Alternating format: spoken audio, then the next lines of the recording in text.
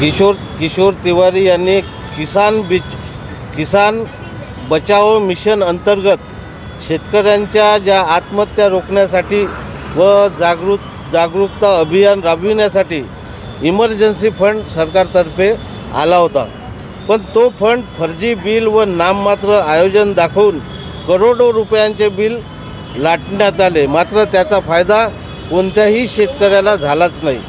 शेतकऱ्यासाठी खरंच निधी खर्च करण्यात आला होता तर त्यांचे व्हाउचर असायला पाहिजे. त्याचे रेकॉर्डसुद्धा नाही कुठेच. तर मग प्रशासनाची ही लापरवाही म्हणावं लागेल की खजान्याची लूट म्हणावं लागेल.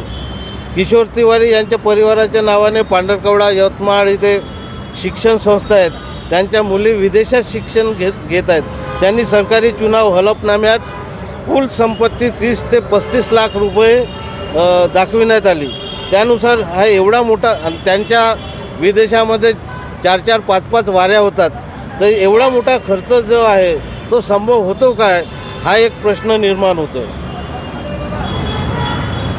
त्यामुळे त्यांच्या संपत्तीची जांच व्हायला पाहिजे आणि हे रिपोर्ट जे आहेत त्यांना दोषी ठरविण्यासाठी नाही, मात्र शेतकऱ्यांच्या मदतीसाठी आलेला पैसा त्यांना मिळाला नाही. म्हणून आता स्वतंत्र पब्लिक ऑडिटची निष्पक्ष जांच झाली पाहिजे आणि त्यामुळे सत्य बाहेर येईल आणि शेतकऱ्यांना समाधान लाभेल, एवढीच माझी आहे. या प्रकरणाची आपण लोक आयुक्त महाराष्ट्र राज्य दाखल केली आहे, तर या तक्रारीवर त्यांचे काय मत आहे?